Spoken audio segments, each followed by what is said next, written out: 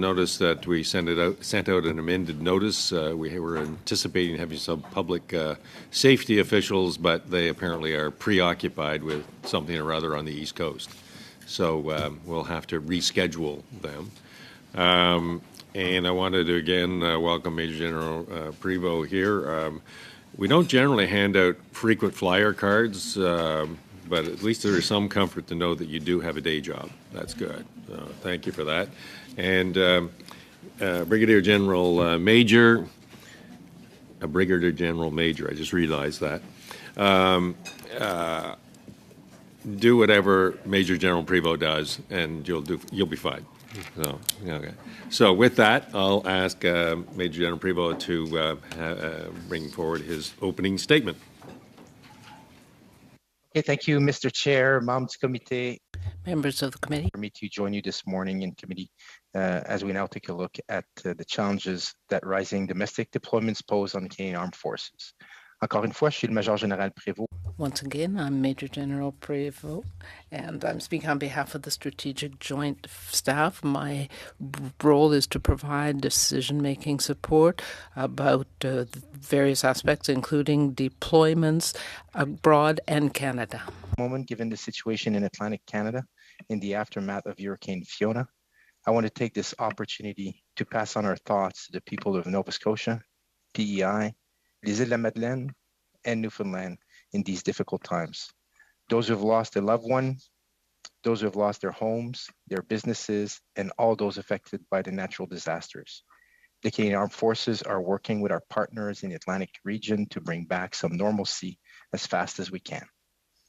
Dans le cadre des opérations domestiques, with respect to domestic operations, one of my major roles is to help with coordination with federal agencies and provincial agencies, and certainly federal agencies have a major role to play in working with the territories and provinces. Is a shared responsibility, which relies on ongoing cooperation and communication between all levels of government. In Canada, the provincial and territorial governments and local authorities, including Indigenous governments, provide the first response to the vast majority of emergencies. More than 90% of emergencies in Canada are handled locally and do not require direct federal involvement. Providing assistance to civil authorities during domestic crises or major emergencies is one of the Canadian Armed Forces' 8 missions. In most cases, the Canadian Armed Forces are called upon when one of the following occurs. Either the authorities do not have sufficient resources to deal with the emergency, or the Canadian Armed Forces has a unique capability not readily available to the applicable authorities. While the Canadian Armed Forces is always prepared to support civil authorities and partners, its capabilities and trained personnel are finite and should only be involved when no other organization has the capacity to respond. This is very much the case right now in Atlantic Canada. It is best to think of the Canadian Armed Forces as a force of last resort, and this is for multiple reasons. First, to ensure that the Canadian Armed Forces maintains its readiness to respond to other emergencies internationally or nationally, but also to ensure that local governments develop the resilience required as first responders. That said, there has been an increasing demand on the Canadian Armed Forces over the last decade to respond to natural disasters across the country, such as floods, fires, snowstorms, and now hurricanes. In 2021, the military responded to 7 requests for assistance for disaster relief operations from provinces and territories. This compares to an average of almost 4 requests for assistance per year between 2017 and 2021, and twice per year between 2010 and 2016. In other words, the Canadian Armed Forces' involvement in response to natural disasters has broadly doubled every 5 years since 2010. This does not include the 118 requests for assistance received by the Canadian Armed Forces in response to the pandemic. The anticipated increase in the intensity and frequency of extreme weather events across Canada, as well as the broader changes in the Arctic, may lead to growing demands for military emergency assistance. This comes in at a time where the Canadian Armed Forces are going through challenges in growing our force in a competitive environment where demands on personnel exceed the supply both in the private and public sector. Although the Canadian Armed Forces will stand ready to respond for domestic crises, The increased frequency will have implications on human, material, and financial resources, and our overall readiness to execute a full range of core missions outlined in the defense policy. This will be a subject of discussion as we submit our defense policy update this fall. For this reason, the Department of National Defense will continue to work with its federal partners to assess how to improve at all echelons our readiness and ability to respond to natural disasters. Merci encore une fois de me donner. Thank you again for giving me this opportunity to give you this update on this important subject. And I'm accompanied by Brigadier General Major, who is the commander of the 4th Canadian Division and Joint Task Force in Toronto. He's responsible for deployments and training. Together, we hope to be able to answer your questions. Thank you. Thank you. Ms. Gallant, 6 minutes, please. Thank you, Mr. Chairman. And first of all, what could be the consequences of military troops not trained and equipped for the full spectrum of military operations, including warfighting? Mr. Chair, thank you for the question. We obviously we train our troops with the tools we have to respond to international and domestic crises. Obviously, we do have priorities. Responding to domestic crisis is always a core mission at the forefront of what we do. And we mitigate the impact of preparing our troops for those operations and the ones abroad as best as we can. Okay, so my concern is about troop strength, because we have, according to reports, 4,800 recruits were enrolled the following fiscal year after the lockdowns, but we're only getting about half the number of applicants it needs per month to meet the goal of meeting the 5,900 members this year. So as of now, what is the force strength and total regular forces and reserves? Mr. Chair, so right now in the Canadian Armed Forces, we have, on the regular force, as the member asked, we have 63,871 troops, as my last stats show.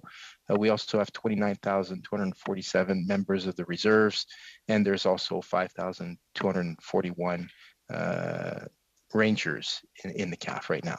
That is, in total, I would say about 10,000 short on personnel of where we'd like to be. And for that reason, all hands are on deck right now in order to recruit and retain as many CAF members as we have. Thank you. So we're witnessing a major ground war in Europe. And during the war in Afghanistan, the Canadian forces were at stage 3 of mobilization. Just a decade ago, so that's where we were, and that was our level of strength at that time. What would be the impact of our Army's ability to do its job in a future conflict if the Reserve Army were to become a climate change defense force, which is what some of our members are suggesting?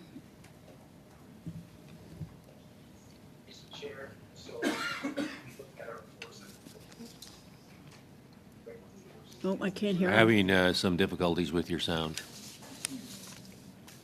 Okay, we'll try that again, Yeah, there Mr. Chair. Yeah. Okay, thank you, Mr. Chair. So we look at our forces as a total force. Regular forces, reserve forces, our Rangers, all trained to different levels with different tasks. But at the same time, the reserve force that we have is well trained in order to respond to domestic operations as well as international operations. It's a volunteer force, but at the same time, always ready to respond to the needs of Canadians and to Peace International abroad. On this, I will pass on to my colleague, also Brigadier General Major.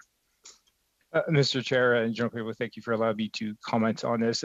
As mentioned, the Army is a one Army team. We have, as was mentioned, several parts: the regular force, the reserve force, and the Rangers, of which we integrate the training at different levels to ensure that we have the required force structures and training and equipment ready to go to respond to the needs either internationally or domestically. Regular infantry battalions are down to 2 companies per unit. How important is it that the Reserve Army be able to augment these forces to produce the higher level units like a brigade for Latvia? Mr. Chair, thank you for the question. There is a great effort going forward right now to not just augment the regular force with reserve units, but to truly integrate them into our force generation activities as we look towards fulfilling our mandates of either Operation Reassurance, Operation Unifier, or Operation Impact. So we've observed during the conflict in Afghanistan, which we were called to stabilize, that the reserve forces at that time were well trained and fit seamlessly into the regular forces when called upon. However, we're down in strength significantly, and if we have hived off those individuals in the reserve, more of a specialty, which is what is being suggested in the study, towards disaster relief as opposed to training for a fighting war, how are we going to fill the holes that we already have in the companies that need to be sent to even Latvia? Mr. Chair, thank you for that question. Right now, we are training. We are in our force generation model, prepare for future missions to Latvia and to support Unifier. And we are focusing on the integration of reserve soldier with our regular force to provide the number of forces available to deliver the effects that the Government of Canada is seeking to deliver in those areas. Thank you. Madam Lambropoulos, 6 minutes, please.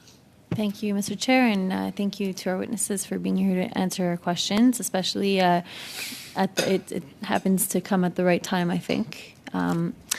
Increasingly, we see that climate change is posing a greater and greater threat to our country, and Hurricane Fiona is just one devastating example of what might be to come and what we may be faced with in the future. And currently, we don't have a civilian task force to take care of these natural disasters or to help Canadians overcome the effects of these natural disasters. It's been a topic of discussion at previous meetings as well. But we clearly can't leave people suffering when such devastating natural disasters hit home. So we have to help people in the best way that we can. Can you tell us what unique capabilities the Canadian Armed Forces has that a civilian task force would not necessarily have, and why it's best for them to be taking care of these issues rather than another group? And why is it that we need to continue to offer this kind of support? Mr. Chair, I'll start with that question. I'll see if my colleague has something to add here. So I can't speculate on what that civilian force would have and would not have. One thing is for sure is that responding to the needs of Canadians in times of needs right now is one of the core 8 missions of the Canadian Armed Forces. It is important right now that the Canadian Armed Forces put their hands at work to help the people in Atlantic Canada or in any other natural disasters that exceed local capacities. There are many capabilities in the Canadian Armed Forces that are readily available that are not necessarily available right now in civil society. Sometimes it's the ability to project our force in isolated communities. I think of in Iqaluit last year when they had issues with the potable water in Iqaluit, we were able to quickly deploy, for instance, purification water units in those areas. So there are many capabilities in terms of Navy capabilities, Air Force capabilities, and Army capabilities that we can bring to bear in times of needs. That is something I know that is being discussed with public safety. Unfortunately, we don't have them to talk to future concepts here. So at the time, the Canadian Armed Forces remain a very good tool to apply resources when local authorities need them. Josh. Mr. Chair, if I may just add to General Prévost's comments, the CAF competencies, which allow us to provide some unique capabilities, deal primarily with our planning abilities, our mobility assets, and our logistical requirements that we show up self-sustained so that we don't add to any pressures on the local situation. And this enables us to be a flexible option to assist local authorities in delivering aid to Canadians when it's required. Thank you very much for that answer. I guess given that given this information, given the fact that the world's also currently not necessarily at peace and the demand for our military is potentially going to increase in the coming years, is our military ready to meet the increasing need? And what would you say is most crucial to focus on? What additional capabilities does the CAF need in order to continue to respond to multiple domestic emergencies while also maintaining its military role and being able to do both things properly? Mr. Chair, a very complicated question to answer briefly. What I'll say is obviously it's always a question of priority. We are all eyes on Ukraine, and we've been for the last almost a year now, 8 months in conflict, or entering its 8th month in conflict. At the same time, there are priorities here nationally that we have to look after. In terms of the capabilities for the future, this will be part of the Department of National Defense. Our minister will submit the defense policy update for discussion in cabinet. We keep a close eye on that. But to come back on the domestic front, I think it's important as the increase in weather events are happening. One thing we notice, and especially since the pandemic started, is that the whole of government and the whole of governments have been at play with better communications, better coordination, understanding the tools that we have to respond. And we've noticed more resilience at the provincial and local community level. So that is a good news, and hopefully that will help the Canadian Armed Forces in the future concentrate on the more broad mission that we have. All right, I have 1 minute left, so I'm just going to take an opportunity to thank the Canadian Armed Forces for everything that they are doing. I know that they're going to try their best to help people who have been affected in the affected areas to overcome this crisis, and my heart is with the families of those who lost their home, lost family members, close ones, and just know that Canada stands in solidarity with you.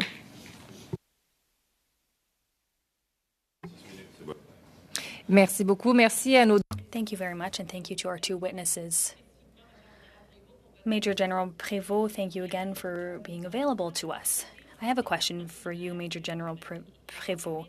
You said that CAF interferes when provinces don't have resources, the necessary resources, and it was the case with Fiona.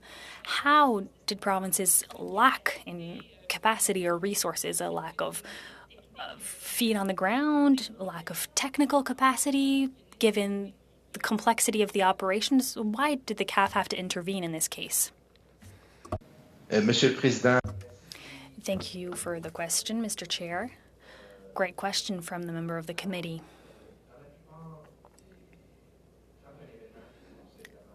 In the case of such events, in the case of a hurricane, we see it. We know it will hit. And there is a coordinated effort with different levels of government, federal and provincial. There is an analysis to determine whether there will be a necessary intervention from the CAF. Local resources in the event of Hurricane Fiona, for example, won't have the necessary capacity or boots on the ground or enough communication to tackle the issue. And so there is a preliminary analysis made. A few days before the hurricane hit, we knew that the catastrophe was so great that the Canadian Armed Forces would likely have to intervene. We did receive some comments from General Nature.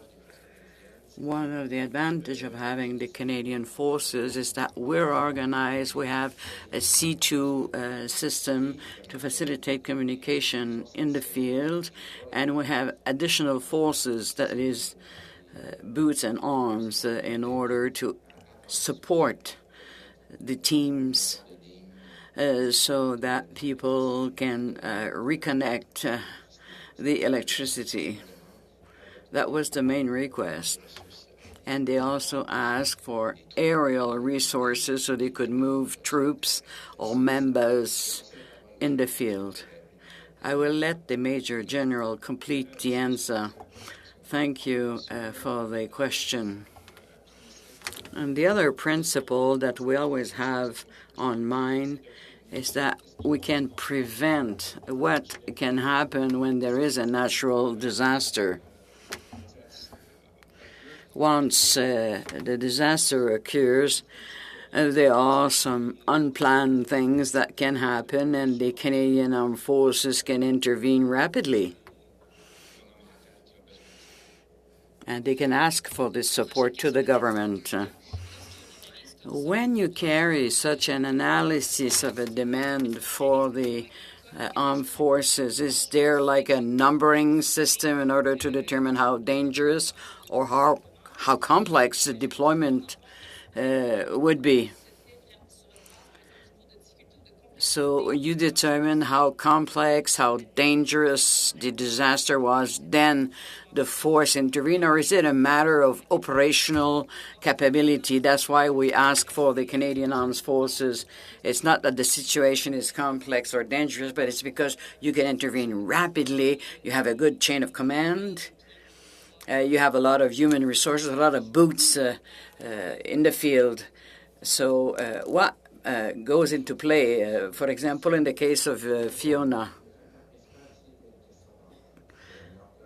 In this case, it was how wide and dangerous Fiona was. So there was a discussion with the provincial resources. Sometimes they have enough people in the field, but communication systems are impacted, electricity also. And so there are some discussions, and it's based on the type of disaster. How wide is it? In this case, we send liaison officers in the coordination centers, the provincial coordination centers, to coordinate with the CAF. The first thing we do is provide staff for provincial planning and coordination. So we see how serious the catastrophe is, and then we adapt. So there were already some of CAF members in these provinces before the disaster hit the provinces. I have 1 minute left, so I'll come back to how dangerous a disaster can be. When there is a forest fire, it's the same. Do you use the same kind of evaluation when you receive a request for CAF? Is there like a numbering of for how dangerous the disaster is? A scale? The dangerousness of a hurricane. Naturally, forest fires are also dangerous. In some cases, it's easier to rely upon the CAF, but forest fires, we leave the experts deal with that. They're the one fighting the fires. Canadian forces can provide secondary support, make sure that the fire is under control at some distance. But in those cases, like forest fires, they are experts, and the provincial authorities have the resources to react.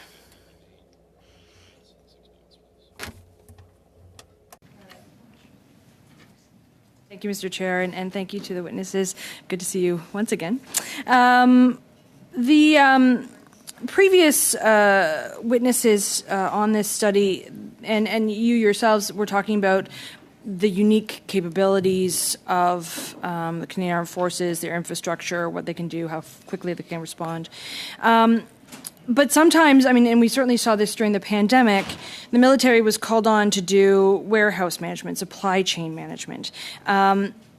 Ultimately, could you sort of unpack the difference between what that unique capability is of the Canadian Armed Forces in those instances versus significant underfunding of ultimately what is expected to be there in terms of a public resource or a public service?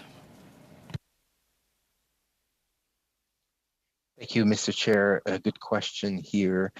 I would say one of the unique capability, other than hard tools that you would think of the military, one of the unique capability that we can bring is our planning power. So we train our people to plan their campaigns. We spend a lot of time looking at contingencies, branch plans, like we call them. So this is a unique capability that we bring in early in any response. That's why we push people to the fore to help the local communities plan around those contingencies.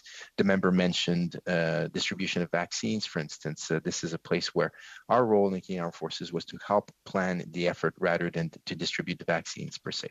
I'll turn on to my colleague, Brigadier General Major, to complement. Yeah, Mr. Chair and member, thank you for that question. And in addition to the formal training that we receive in planning at all levels of a career of a Canadian Armed Forces member, I would also not want to discount the individual desire of each member to, give their 100%, which goes without saying. But there's a lot of initiative which we encourage, of course, and we see that translate across perhaps as our members conduct what we would consider non-traditional tasks, but applying some of the training that we've received to be able to achieve the local effect that whatever level of government is requesting.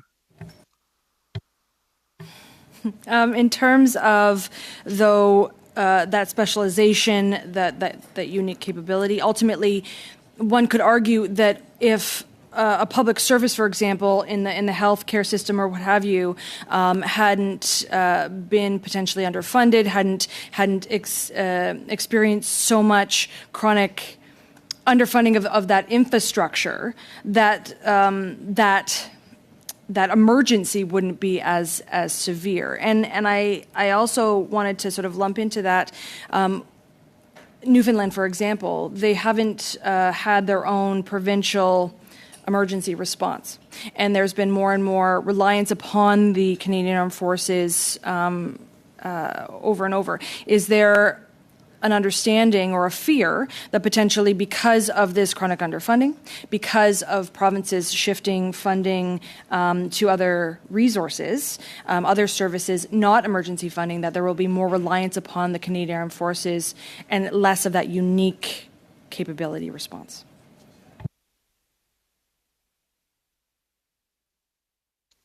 Thank you, Mr. Chair.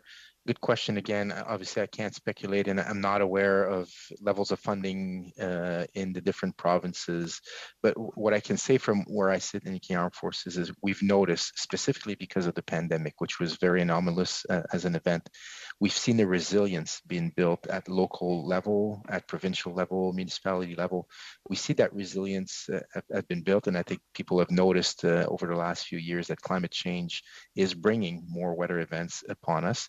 And we've seen more coordination at all levels, better capabilities at the local level being put in place, which we hopefully will continue on that track so we don't have to rely on the Canadian Armed Forces as often as we do.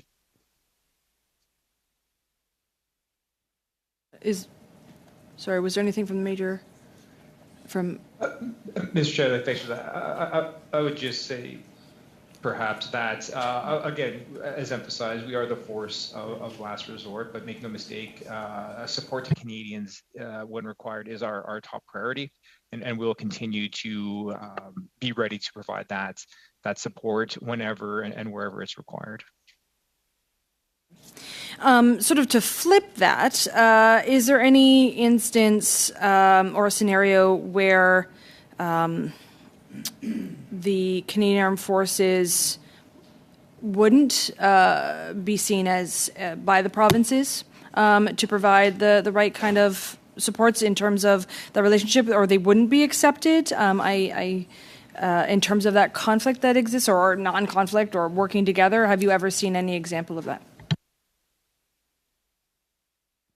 Yeah, Mr. Chair, thank you for that question. We have a robust process in place when interacting with provincial authorities for the request for assistance, at which point there is obviously a discussion which occurs between provincial officials, municipal officials, and the Canadian Armed Forces, and trying to determine what exactly the correct response is in terms of a particular situation. And those negotiations will continue after the request for assistance has been authorized as the situation develops. So there is always a key piece of that relationship is a communication piece to ensure that the proper resource is used to address the kind of issue of the day.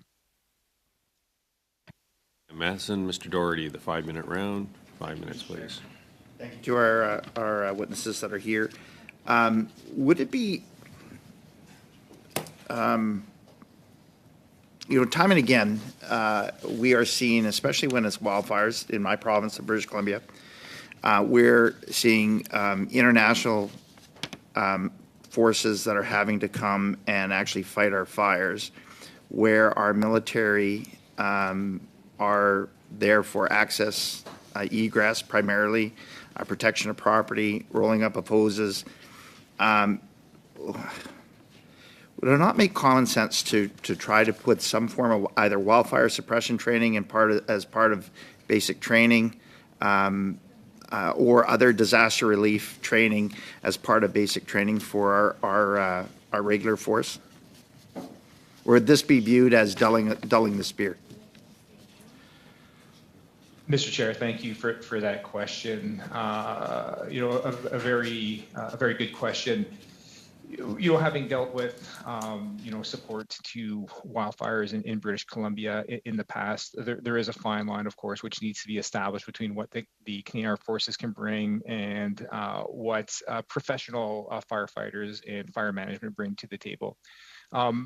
In order to maintain our ability to respond to a wide variety of different natural disasters or support to provincial authorities or territorial authorities, Indigenous communities, we need to be able to remain as flexible as possible. And therefore, we try to keep our broad competency base well trained in order to meet not just domestic, but also international obligations. And then when required, we do a bit of specialized training in order to provide that value added, which, as described by General Prevost specifically to wildfires, is the ability to then support the firefighting professionals in their work, allowing them to focus on the key issue, which is the fire, and allowing us to do a bit of the mop-up operation in behind them. So then would it make more sense then to look at our reserve units, Rangers, reserves, for this training? Mr. Thank you for that follow-up question. As we continue to go, the reserves train again to meet the same obligations as a reg force in terms of the mission sets that we're asking them to provide either domestically or internationally. The Rangers as well have a unique capability, which allows them to be a sensor, allows us to get an idea of what is required in certain communities, and then that is a foothold which other elements of the CAS can then use to flow the appropriate resource into that particular area. But I would say in direct answer to your question is that flexibility which we have by remaining still broad-based and then focusing to respond to a particular situation is part of our strength to respond to Government of Canada needs. Now, I'm a proud member of a disaster relief unit called Team Rubicon. We have Team Rubicon here in Canada. It's an international organization. We have St. John Ambulance and Red Cross, just to name only a few.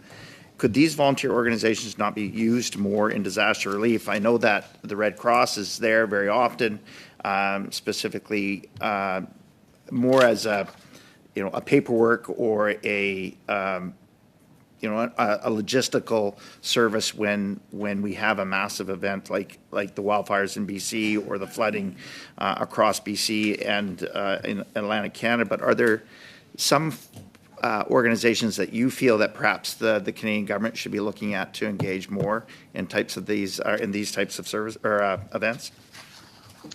Mr. Chair, thank you for that question. I won't speculate on what organizations that the government can use more or less of, but what I will say to that question is, the Canadian Armed Forces, as we go into different disaster areas and support to local, provincial, territorial authorities, we value the contribution that all different partners bring, and we work to work side by side with them to be able to achieve the mandate, which is really to ensure that Canadians are well taken care of in their time of need. Okay, that's fine. Mr. Fisher. Thank you very much, Mr. Chair, and thank you, gentlemen, for being here again, acknowledging that you do have day jobs and understanding just how important those day jobs are. I want to thank you both, and if you could please pass along my thanks to the Canadian Armed Forces on behalf of the people of Atlantic Canada. As each year goes by, the effects of climate change are more and more severe in my home province of Nova Scotia right now, in Atlantic Canada and eastern Quebec. As you know, and as you've acknowledged with thanks, are dealing with the aftermath of Hurricane Fiona. Seems strange to call it a brutal storm. It's so severe that we'll probably find out that it was the biggest storm ever to hit our shores. And last night in my speech in the House of Commons, I said that the government moved faster than the speed of light. So without batting an eye, the Prime Minister, Minister Blair, and of course, Minister Anand responded to the province's request for help with an immediate yes. We already have Canadian Armed Forces personnel on the ground, and they are incredible, and they're doing what they can to help. They're supporting Nova Scotia, Newfoundland and Labrador, and PEI. And some of these CAF members, which is important to acknowledge, as you know, in Atlantic Canada, we have a large number of Canadian Armed Forces, and we're very, very proud of them. They're cleaning up their own homes, their own, all due to the damage of Hurricane Fiona. So this storm showcases the importance of operational readiness for these domestic deployments. I wonder, gentlemen, if you could maybe walk us through the process that provinces use to request assistance from the federal government. Like, how are the resources coordinated? Under what conditions are the Canadian Armed Forces brought in? Thank you, Mr. Chair. Very good question again this morning. This process starts when we can see the event coming. Floods is one of them. Hurricanes is one of them. So this process starts with conversations between officials at the federal and provincial and municipal level on what the predicted track, in this case, the size of it, which looked initially much like Dorian, from 2019. So discussions start at that level first in terms of what's going to be the impact here, where's the predicted track, where are the vulnerable communities, and what will they need. So it's a dialogue, a bit of a negotiation on what's the best way to apply the different resources, because the province understand their toolkits. At the federal level, we understand our toolkits, not only in terms of the Canadian Armed Forces, but there's a whole bunch of federal resources that can apply here. So it's a conversation that is led by Public Safety Canada, the Government Operations Center as the chair, and then we have discussions internally, then the discussions with the province, and we come to an agreement of what we think we should divide the labor. So that's how it starts. As the event hits, then we obviously we get confirmation that this will be required, and then there's an exchange of letters from the provincial elected members to Mr. Blair and then Mr. Anand to agree on what the support of the federal will be, as well as the task assigned to the Canadian Armed Forces in this case. I'll pass it on to Brigadier General Major on the dominant portion. Yeah, thank you, Mr. Chair. Thank you for that question. And additionally, as the Canadian Armed Forces, as this process as described by General Prévost is underway, the Canadian Armed Forces is taking a number of steps to ensure that we are ready to support as requested by the provincial and territorial government. We will ensure the requisite number of troops are ready to depart when the call comes. We pre-position equipment, we establish liaison, we send reconnaissance teams to different areas to ensure we have a good understanding of that particular area, and then we ensure that we are able to then smoothly transition into those areas to provide the support right away. As a situation develops, then of course there's a number of processes that we follow to ensure that if local troops are not adequate to fill the needs as requested and approved by the different levels of government, then we will ensure that we have the troops ready to come in from different parts of Canada if that is what required. Thank you very much, gentlemen. As a follow-up, how do the Canadian Armed Forces determine how they allocate their own resources to respond to a particular disaster? Can you describe this in terms of the current efforts in Atlantic Canada? Yes, Mr. Chair, thank you for that question. That's an important question as well, procedurally speaking. So as the conversation occurs for the request for assistance, of course, different levels of the chain of command are made aware of what is being discussed, and that allows us to actually start activating the different parts that we need to achieve the desired effect. If those parts aren't sufficient in a particular area, then other elements within the Canadian Armed Forces are stood up, either in the Army and the Air Force or the Navy, and they are either moved or pre-positioned to be able to deliver that effect very quickly. every element of the CAF has a responsibility domestically to have forces on standby within a very short notice to be able to respond to these to requests for assistance. And that allows us then to flow forces once all the approvals are obtained. Thank you, Mr. Fisher. Madame Normandine, 5 minutes. Thank you very much. I want to come back to something that you mentioned, Major General Prévost, and that is the fact that the Canadian forces are trained to be very organized, to have a good chain of command, planning, and that's integrated into the training that they receive. So I would like to know whether it is important to have that kind of training integrated into all of the resources that are there on site, or could we have a rapidly deployable set of units that would be then overseen and coordinated by those that do have that training? Thank you, Mr. Chairman. Thanks for that question. On the first part of the question, the general basic training in the armed forces involves building that capacity to respond and to have that willingness to act in these situations. They have first aid training, our military troops, and that ability to act. And then with respect to your second question, there is this preparation that allows us to bring together the resources very quickly. And we mentioned forest fires. We have the units that are trained quickly under the Major General, and then there is ad hoc training that is needed to deal with specific situations. I would also say that it is certainly possible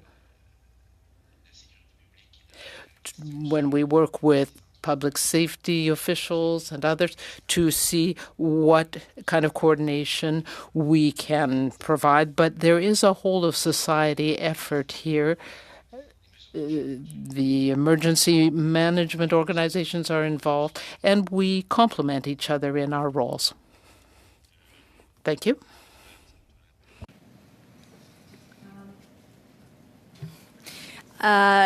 Could you go through when a reservist is called to go and respond as needed?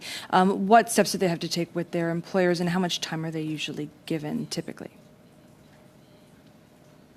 Yeah, Mr. Chair, thank you for that question. The process that we go through is, of course, if we have an understanding that this disaster is incoming, like Hurricane Fiona, that allows an opportunity then for the reserve units to speak with their personnel, and their personnel, of course, then communicate with their employers. We have a system in place where we have immediate response units, and then, of course, that's supported by domestic response companies, which are comprised of reservists. So a number of reservists know that they are on a certain notice to move, and they've advised their employers as such. I would say certainly if we're going to take Hurricane Fiona as an example, the overwhelming amount of support and number of our great reservists that were volunteering even outside of the construct of the domestic response company to respond has been tremendous. And certainly, I think you'll see that there is never really any issue in terms of a domestic response emergency to have our reservists ready to go in short order to respond to the needs of their communities. Well, and agreed, like these people are incredible, and the fact that they're willing to respond so quickly and is really quite amazing, and it's always makes me so grateful. Certainly, if I were on the other end, that would be what I would hope. But as we continue to rely upon them over and over and over, if this is going to increase, if we know that climate change emergencies are going to increase, do you foresee any sort of pushback, especially from the employer side, of not being able to rely upon their employees in that regular way that they are needed for work. Mr. Chair, thanks for the question. I can't speculate, unfortunately, on different companies or employers and how they feel in response to their local soldiers, sailors and aviators in the reserve force providing that support. I can't say that we have a robust process in place where reservists, when they're on call, so to speak, of course, the notice to move is different than the regular force, but have been able to provide their employers with an indication that it could be called up. And in this particular case, we've seen no adverse effects. Thank you. Thank you. Mr. Motz, 5 minutes plus 30 seconds. Thank you very much, Chair. I appreciate your graciousness. Gentlemen, thank you for being here. We've talked for months now in this committee about the reality of a shortfall in resources, human resources in the Canadian Armed Forces, significant resources. And the reasons for that, we all know, are complex. But they are, to me, they have some connection. And, and it has, to me, it has some connection to CAF's response obligations to domestic emergencies. And I say that because in conversations with many current serving and former serving members of the armed forces, they cite some of the domestic obligations that they had with training and in actual deployments is one of the reasons, attributions they made to their early retirement, or for those who are seeking a possible career in the armed forces as a reason to not join the armed forces. What are your thoughts on combating this reality?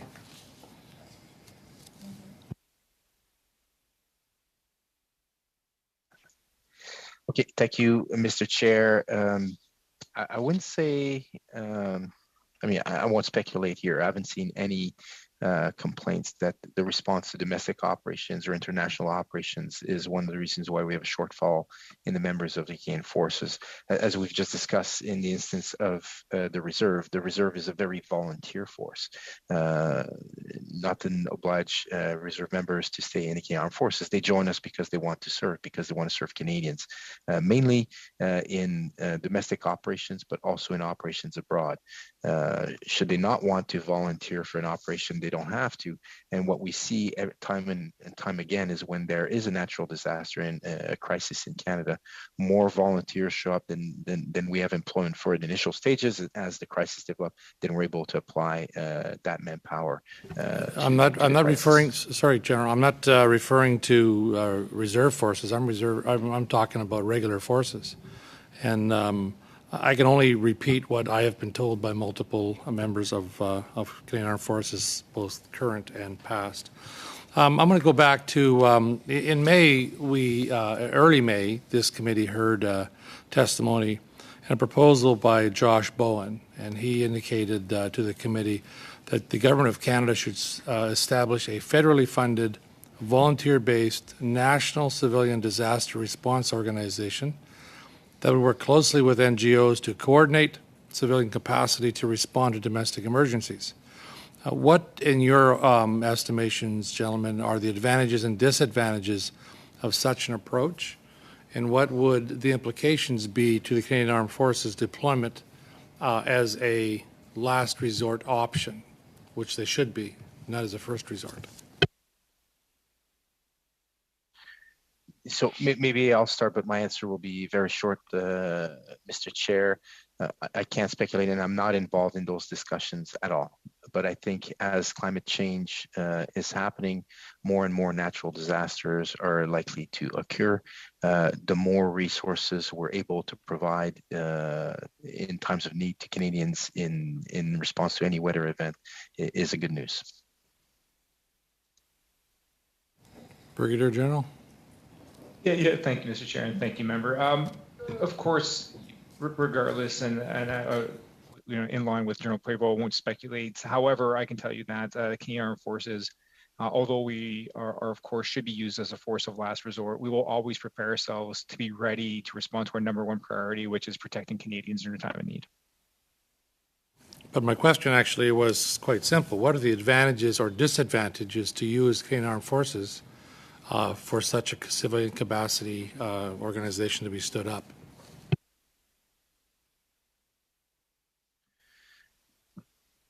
We haven't looked at that in detail, Mr. Chair. What I'll say is I can only see advantages at this point. The more we can get to work together at all levels of government on those issues, the better it will be in times of needs. Thank you. You had mentioned earlier in your presentation, Major General Provo, that each province and territory has different capacities for emergency management response. And I'm just curious to know if there was, I guess, emergency management capacity building efforts provincially and territorially at the local level, would that reduce the need for CAF to deploy to assist civilian authorities on a more regular basis and actually be truly the last resort option? Yeah, I think, Mr. Chair, speculations again here. I think the provinces over time in the recent years have put in place better emergency management apparatus. The discussions between the federal level, the provincial level, and local communities is stronger than it has ever been. Maybe what I mentioned before is when there are shortages in manpower or in staffing power, to plan in response of events. This is where the Canadian Armed Forces can help. Obviously, not there's many communities in Canada, many are isolated communities. This is what our Rangers provide in isolated and northern communities, is planning power to help local governments to respond to those crises. Thank you, Mr. Motz. Monsieur Robillard, 5 minutes, s'il vous plaît. Merci, Monsieur le Président. Les forces. Thank you, Mr. Chairman. Do the Canadian Forces need additional capacity to continue to deal with increasing disasters and needs domestically? Thank you. I will start with my answer, and then my colleague may wish to add additional details. Obviously, right now, we need human resources in particular to deal with domestic and international issues. And right now, we don't have enough personnel. We need as many people as possible to build our capacity. Otherwise, we cannot fulfill our mandate. So that is the most acute need. Now, with respect to domestic capacity, we have a certain number of tools, but it's usually local authorities that provide those tools. Josh? Yes. Thank you very much. As we know, we need 10,000 more people in the Canadian Forces. We have implemented a process to ensure that we have forces that are available to be deployed domestically and also internationally to meet our commitments. We need to make those efforts to be able to respond properly. There is no doubt that climate change is increasing the seriousness and the frequency of natural disasters. But we've also heard that climate change has broader implications when it comes to security. Can you tell us how the Canadian Forces are adapting to changes in their traditional defense and security role? Mr. Chairman, thank you. That's an excellent question. Climate change has an impact in Canada, as has been mentioned, with respect to weather events, but as well, there is an impact on international security. Climate change hits areas that already were disadvantaged even harder. For example, desert areas where resources were already very scarce. For example, food security is threatened. There is more food insecurity in those situations, and people living there have increasing problems because of climate change. And there are increasing conflicts as well. And the Canadian Forces must be in a position to respond. Thank you. What should local, federal, and provincial authorities do to reduce the increasing pressure on the Canadian Forces?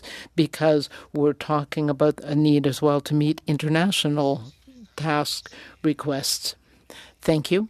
I will start the answer and let my colleague add his comments as well.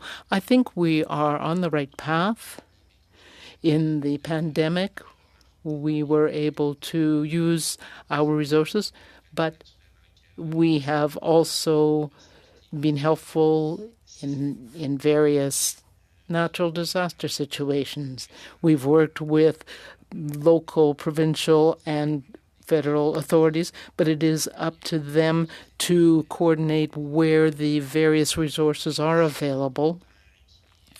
We have volunteers in our reserve forces that are always prepared to be deployed.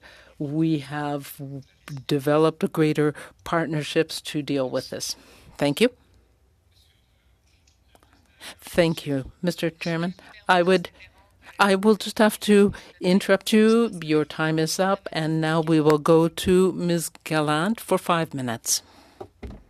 Madam Chair, now while the hurricane down east may be, as well as other tragedies like Swissair, the military may have been the only entity, not the best entity, to take care of disasters of such scope. And even inland, we have the flooding, and there's nothing more warming to see than a Chinook from 450 Squadron carrying pallets of sandbags. The military already conducts exercises that have the dual function of providing civilian needs, caring for civilian needs, such as building a helipad at a hospital, because that's something they would do in theater. So my question is going towards mitigation, trying to prevent, where possible, the level of devastation that occurs. Would it be possible to have more training exercises that serve the dual purpose of perhaps building berms or like Duff's Ditch, projects of that extent that would provide for mitigation, with the funding coming from the carbon tax revenues, of course, and not from the military coffers? Would that be feasible to have more practical applications, both militarily as civilians, so that we can practice disaster prevention? Yes, Madam Chair, thank you for that question. Certainly, I don't wish to that those exercises can occur, but in the past, there have been different military exercises where a specific unit, and in the case, Madam Chair, what is being referred to, many of these activities are specific to engineers if we speak of berms, but for example, engineers have gone in and built Bailey bridges, which are then left in place to service other communities. So it is conceivably possible, but I wouldn't wish to speculate on the amount or level of which that could be done in the future. Okay, so you mentioned engineers. That leads to my next question. One of the propositions is that we have a type of Army Corps of engineers, but we're short of people for the military as it is. We're short of people to fill civilian positions.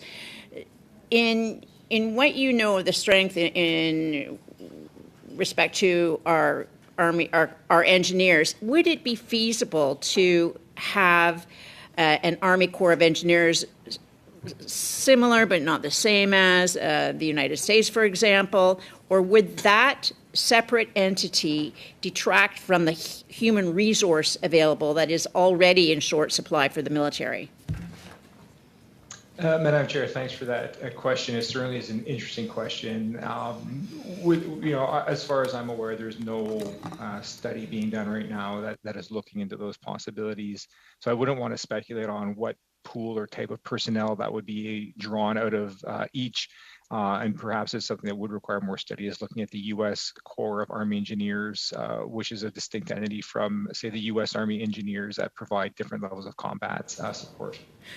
If such an entity was stood up, would that allow for the military to do more of the training that only the military can do? Because we said that all eyes were on Ukraine. Well, we have to have some eyes on our Arctic as well. So would that relieve some of the human resource pressure if we had a separate entity, but not necessarily to fight disasters alone, perhaps mitigate the effects of disasters? Yeah, I believe we're back to Mr. Chair. So thank you for that question. I wouldn't want to necessarily speculate without knowing a firm understanding of what this Corps of Engineers will be mandated to do. It's difficult to describe what their task would be in relation to Canadian Armed Forces engineering tasks. Understanding, of course, that Canadian Armed Forces, the tasks that we currently train for allows us to actually, we'll continue into the future as those are skills that we need to maintain. So should the militia or Canada's Reserve Army be trained to fight climate change or weather events the way they were to be a civil defense force during the Cold War, the so-called hooks and ladder days? Yeah, Mr. Chair, interesting question. I don't, as far as we go, we're examining the Reserve Force right now. They're currently training on the same, generally the same tasks that we are asking of the regular force to allow us to integrate to be able to respond either domestically or internationally without creating a niche capability. Mr. May, 5 minutes. Thank you, Mr. Chair, and thank you to our witnesses for being here with us this morning. One of the things that I've been keenly focused on in my role as PS for Defense is the infrastructure that we currently have and some of the challenges and deficiencies we have. To what extent are CAF facilities, current facilities located across Canada, at risk due to extreme weather?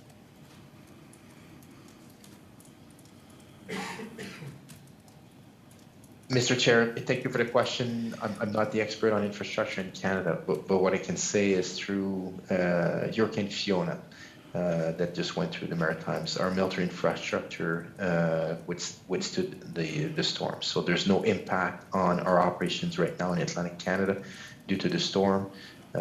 So that's all I can provide right now. Beyond the circumstances we're faced with immediately, do you have any insight on specific facilities that might be at risk as a result of not just extreme weather in general, but climate change? Mr. Chair, good question. Again, like I said, I'm not an expert on infrastructure for the Canadian Armed Forces. What we know is we have probably the biggest portfolio of infrastructure for the federal government there. Some of it is aging. This will be part of the defense policy update in terms of what needs to be done. I know there's great efforts to green our portfolio, to revamp our portfolio. The status exactly of what are the vulnerabilities at this point I cannot speak to. Thank you. Mr. Chair, how do provincial territory emergency management organizations and NGOs and the CAF and other federal entities cooperate and collaborate during these types of domestic emergencies? Please. Mr. Chair, I can certainly speak to that, as I'm involved pretty much in every domestic crisis we have in Canada in terms of the discussions between the federal partners as well as the provinces and sometimes the local partners. So those discussions are I would say this is something that the pandemic brought to us, was a good assessment of all the tools available, because there were so many facets in the pandemic that we had to deal with. Those discussions are strong. Everybody's on speed dial, and we have some great discussions internally within the federal government, but also with every emergency management authority in every territory in the provinces. So great discussions, and when it's required, we bring in also the local levels. I think of when we respond to crisis in First Nation communities, forest fires, evacuations, COVID outbreaks like we've lived through over the last 2.5 years. We bring all levels in the same room to have good discussions on what is the needs and how can we best address it. Thank you, Mr. May. I didn't know we still had speed dial. 2.5 minutes, Madame Normandin. Merci beaucoup. Thank you very much. I'd like to come back on Mr. Fisher's question, who asked you, Major General Prévost, to explain the process when it comes to working the Canadian Armed Forces. And these forces don't stay indefinitely on the ground, so what's the process to allow them to leave? When do we get to the point where we say we don't need the FAC anymore, the CAF rather anymore?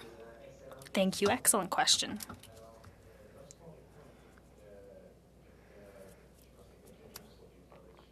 I think someone's not on mute. We have feedback here.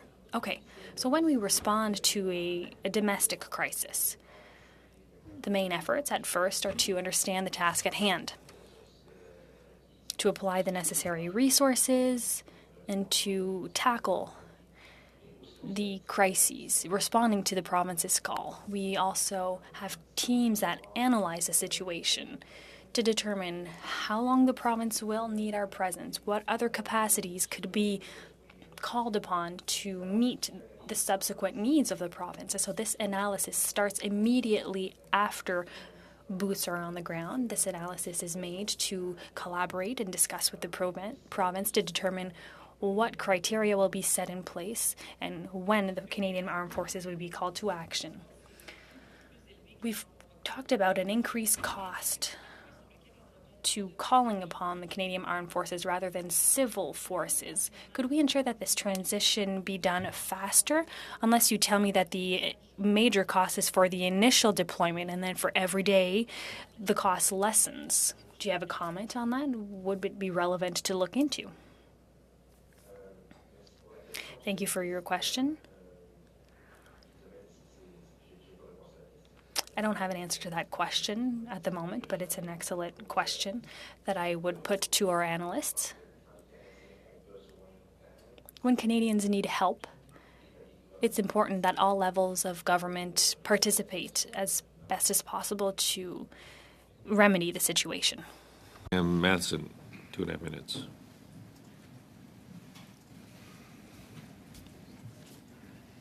Having quite a mic day. To go a little away from this direct subject, but in relation. One of the incredible programs that I know is existing in my community and many, many others is, of course, the Cadets program. And oftentimes this teaches young people such incredible leadership, the value of public service, the role within the armed forces at all different stages or all the different branches. And it can often lead to those young people giving of themselves in so many ways throughout their lives, whether that's in the reserves or the actual armed forces or in different areas of public service. But certainly it's a program that's provided or has been in the past been provided for free and barrier-free in that regard. Recently, there have been changes to that cadet program where it actually does cost the students, those young people and their parents, money now to participate.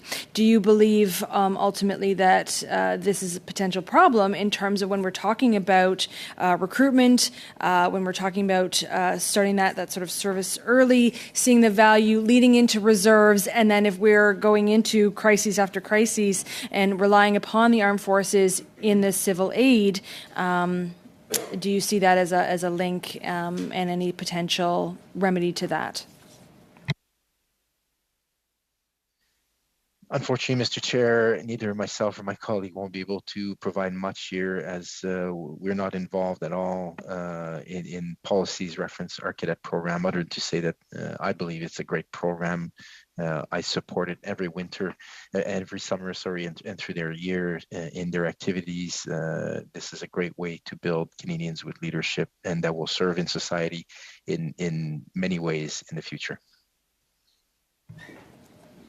Well, we could then agree that ultimately to maintain it and to ensure that it remains as barrier-free as possible is a good way to move forward with that program.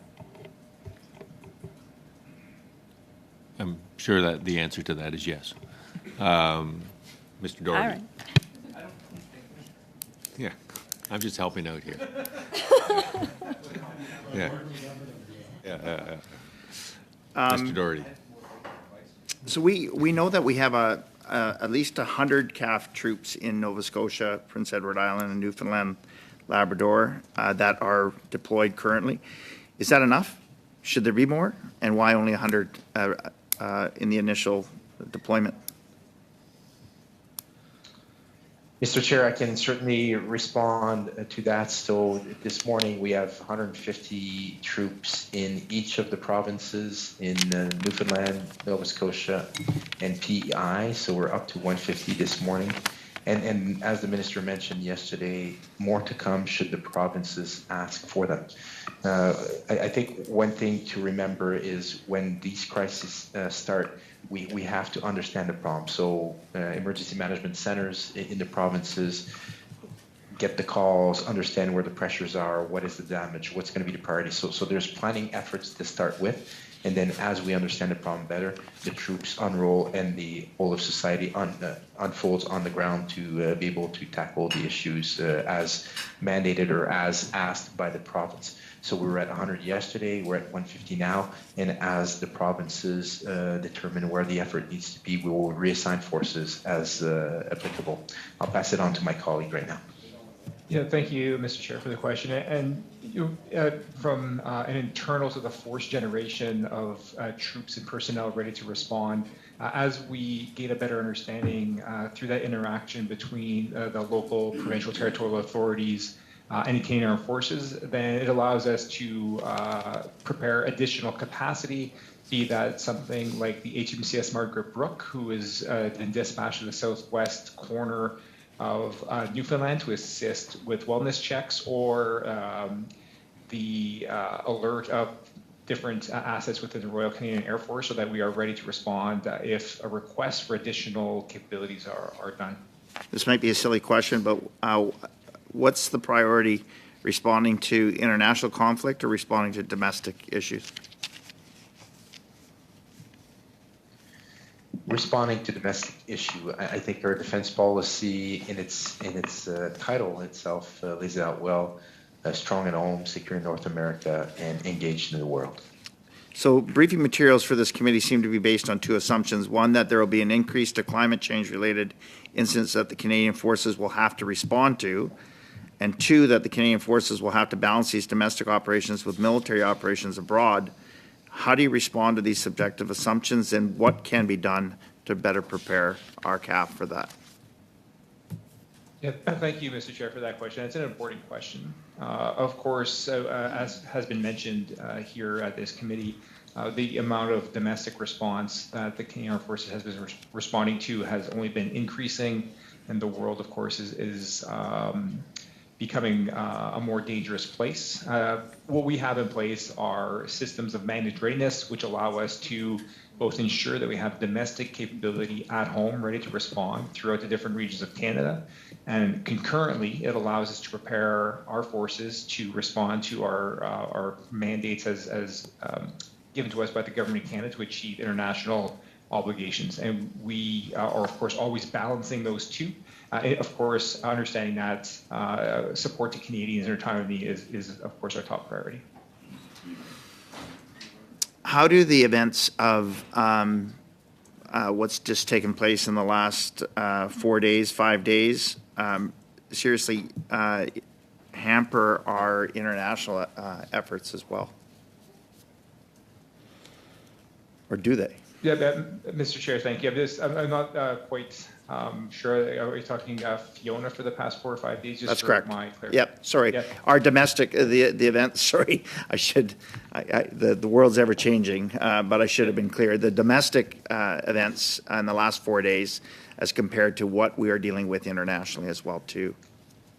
Yeah, Mr. Chair, thank you for that clarification. We continue to manage the same process that we've used for the past few years as we've navigated through the COVID pandemic and other domestic emergencies. We have procedures in place to ensure that we are able to deliver the required and requested amount of forces, in particular for Fiona, while still being able to train and be ready to meet our obligations. So the forces which are currently providing great support to Canadians in Atlantic Canada are dedicated solely to that task, while we have other forces which continue their preparations in view of meeting our international obligations. Thank you, Mr. Doherty. Before I call on Ms. O'Connell for 5 minutes, we've gone through 3 rounds. Is there an appetite to go 4 rounds? And is there an ability for Major General Prévost and General Major to to sit for another round? So first of all, is there an appetite? Okay. One question. What? One question each party. Sure. Okay. Well, one question each party. Ms. Connell, 5 minutes, and then. You have to acknowledge they have important work to do. Well, they know. Well, Major General Prévost said he had a day job. Day job, exactly. Yeah. He spent a lot of time with us lately. Yeah. Okay. With that, Madame O'Connell. Thank you, Mr. Chair. Thank you both for being here. I want to speak about Major General Prévost. In your opening remarks, you spoke about the doubling of requests every 5 years, if I wrote that down correctly. And obviously, climate change is extreme weather events are more prevalent, so it's also not surprising to see that increase. However, I'm curious, based on the nature of our study and some of the information and the testimony we've had, I'm curious if anyone in CAF, whether it's either of you or those that might report to you, have looked at provincial and territorial budgets or programming to see, are there investments being made at the local levels in terms of this increased frequency of major events like climate change? One of the, and the context of this question is some of the testimony we heard too is that there is no urgency in some places to increase resources to be able to deal with these events at the local levels because CAF has become the first line of request, et cetera. And so I'm just curious if that has been looked at all, if there's any, I don't want to say truth to it because I'm sure the testimony here was incredibly truthful, but if there's any data backing that up, or are you actually engaged to help local authorities also increase their capacity as we're seeing more frequent extreme weather events domestically? Thank you, Mr. President, for the question. So we have not looked at this. This would be public safety's mandate to discuss with provinces on emergency management. Obviously, every level of governments have their own responsibilities in terms of emergency management, and you would think that every government has at heart the safety of their own citizens. What I'll say, though, is that what we've observed over the last 3 years is the increased coordination and the increased awareness and understanding of each jurisdictions in terms of capabilities. And we have, the chair laughed at my speed dial, so I'll say Teams speed dial conference that gets stood up when these crises happen. And what we've seen is the increased resilience. Obviously, I think all levels of government in every province is watching climate change. At the same time, there are places that are more difficult to have all the resources in place. I think of all the First Nation and isolated communities we have in Canada. This is where the CAF, through the pandemic, spent a lot of attention doing analysis on what we can do for those communities because they're difficult to access. They don't have the planning capacity and all the resources available. So all that to say, I haven't looked in specific investments in provinces, but what we can see is an increased resilience pan-government. Thank you. Thank you. That's helpful. I'd also like to follow up on, you actually mentioned in one of your answers, your answer in terms of reservists, and sometimes you have more people putting their hands up than you even need for the particular event. So in a different study, I'm kind of tying some of the two studies, and we saw recent media reports too of a recruitment issue in CAF. Is there any look or thought about creating specifically some sort of unit that is specific to, reacting to natural disasters or emergency situations domestically that might be a specific recruitment idea? Because I think there are a lot of Canadians who might want to put their hand up to join CAF, but some of the international potential commitments might not be feasible. And we heard this in a different study on retention and recruitment. But is this an idea that if you clearly see reservists putting their hands up, there is a huge desire for Canadians to serve domestically in this time? Is there a thought to creating some sort of unit as a recruitment idea, or is there no discussion on that level and based on kind of the style that recruitment is Long done? Sorry. question, short answer, please. Sorry. Yes, Mr. Chair, I will provide a short answer. As far as I'm aware, there has been no study. I would just perhaps emphasize the great work done by the whole team protecting Canadians and the reserves. It is a voluntary decision, and they do work on a voluntary capacity, which allows them to respond domestically or internationally as kind of per their own decision. And it's great to see them, of course, providing great value to Canadians in Atlantic Canada as we speak. Mr. Allison, one question. One question. One question, yeah. All right. Thank you, gentlemen, for being here. So my question is going to be in terms of, as we look at the potential down the road for civil unlawfulness, riots, disturbances, and stuff like that, what type of role, because we often talk about bringing in CAF for events like that, and we're talking about a natural disaster, but what about when it comes to civil unrest? What would you see that your role would be, or what would be your requirement if you were called in to help in a particular area? Thank you, Mr. Chair. Great question. When it comes to assistance to law enforcement, this is something that the Canadian Armed Forces can do, but this is something that I think everybody has to be careful with doing. Assistance to law enforcement in the Canadian Armed Forces, we prefer to do in a supporting role. If there are ways we can assist law enforcement without ourselves performing a law enforcement task, it's always better. and for multiple reasons. And when these discussions arise, it requires very good discussions between the Minister of National Defense, Minister of Public Safety would be doing such a request.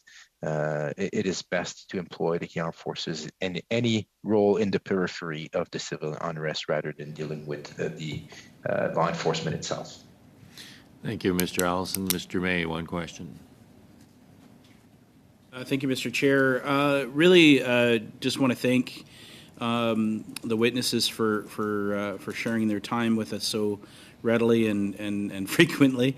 I know that often in your position you can't address questions that you're not asked, and I really just want to open it up to say, what haven't we asked you? What recommendations, if you could, bring to the table that maybe we haven't thought of? Okay, maybe I'll start. Thank you for the opportunity, Mr. Chair. I think we do have some challenges ahead, not only in the CAF, but as a whole of society with climate change. It's something that we have to pay attention to. Our defense policy update coming this fall is looking at that issue. How do we need to restructure? How do we need to get additional resources and capabilities? But I would say with the resources we have, right now we're able to meet one of our core missions. And what's encouraging as well is the whole of governments table that have been stood up to increase the resilience to protect Canadians better. Josh?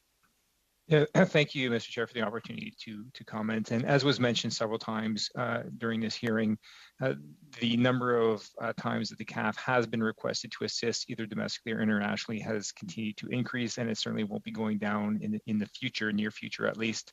And so we are, of course, bringing together the team of the CAF and the different composite parts, be it the regular force, the reserve force, rangers, our public servants. That really creates a great strength, which allows us to meet the requirements of any emergency. And perhaps that's just the last point I would leave on that particular case over.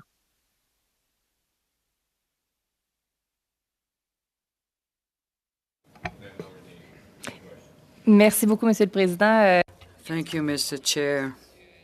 Maybe that goes beyond the use of forces. When you were talking about coordination in the field, it's the provincial public safety organization that coordinates all the forces in the field.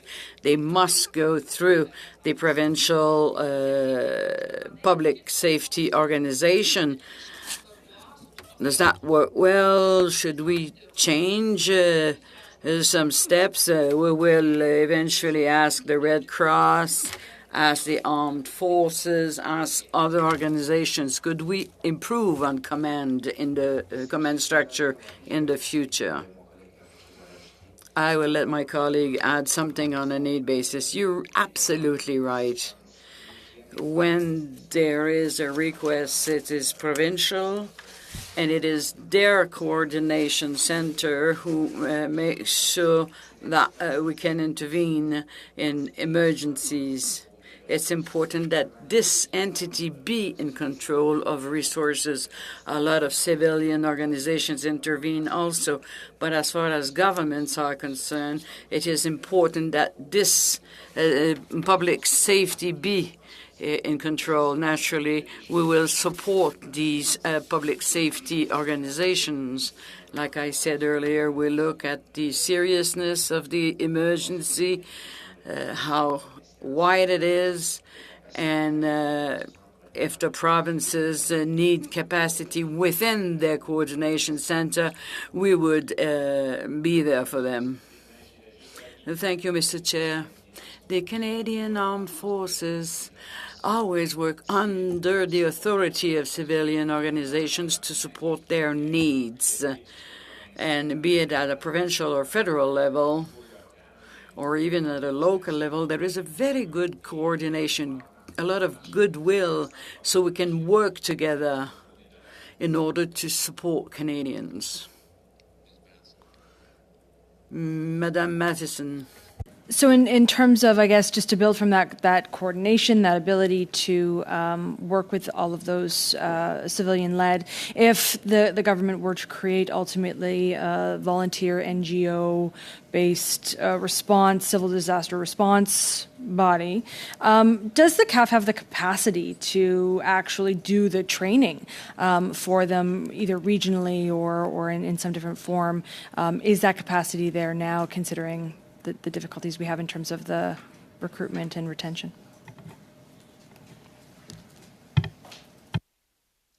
Yeah, Mr. Chair, thank you for that question.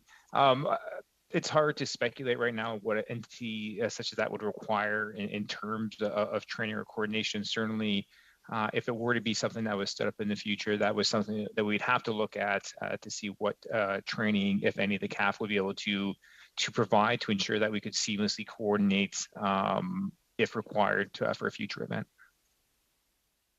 Hanson, before I call on Mr. Fisher for a thank you, I just wanted to ask, the government is about to do SSE 2.0, and that is largely a policy. Well, it is a policy document, and so it's policy people that input into that document. Is there your roles, as I understand it, is that whatever the policy is what you implement. That's your role. Can you point us to someone who is in the military shop, presumably in the policy shop, who has been giving some thought to these questions as to the changing relationship between civil authority and military aid, for want of a better term? Because as you can see, a lot of the questions that were asked here are largely policy questions. You know, what if? And I know that I'm sure that both of you have thought about it a lot, but you're not necessarily the people that we should be asking the questions to. And as you can also see, that members are really engaged in this subject matter, because the questions were pretty high-level questions. So is there some place you could point us to, some individual or shop that you could point us to that would allow us to engage in what is more of a policy discussion? Mr. Chair, thank you for the question. You're absolutely right. These are policy questions. At the same time, military uniforms, myself, for instance, are advising those policy shops, those policy directorates on what our advice is. Ultimately, the chief will provide also his advice to the minister. So policy questions, we do have an entire policy section that's looking at North America, domestic response, NORAD, so Canada and the U.S. Basically. So they'll be the best people to go to, and we can provide those names after the session if you'd like. That would be appreciated. That brings our time to a close. I know Mr. Fisher wanted to say thank you. Thank you, Mr. Chair, and I know I thank you both previously, but I just on behalf of Atlantic Canadians, I want to thank you for the effort that the Canadian Armed Forces is putting into taking care of Atlantic Canadians. And I'd like to also, if I could, presumptuously perhaps, but thank you on behalf of the entire committee. I know Mr. Allison has family in Nova Scotia. We all have strong connections to the Atlantic provinces here in this committee, and I just wanted to sincerely thank you on behalf of Atlantic Canada. If you could pass that along to your forces, we love them. Thank you. Thank you, Mr. Fisher, and I also, on behalf of the committee, want to thank you, particularly you, Major General Prevost. As I indicated at the beginning, you should be up for some frequent flyer points, but in order to be able to collect your frequent flyer points, we'll be expecting you to appear before the committee as opposed to be virtually before the committee as you are currently. Otherwise, we're not quite sure that you are real Major General as opposed to. Colleagues, Thursday has collapsed for us. It's a natural consequence of asking witnesses to come and then canceling them and asking them to come again, and then we cancel them again, which is what we did during the spring. Out of just a reality. So we don't have a lineup for Thursday. So my proposal is that we use the time for a subcommittee meeting and scope out what we're going to do for the fall, if that meets with the general approval of colleagues. So with that, again, thank you, and no doubt, Major General Prevost, we'll see you again. Thank you. Meeting adjourned. Yeah.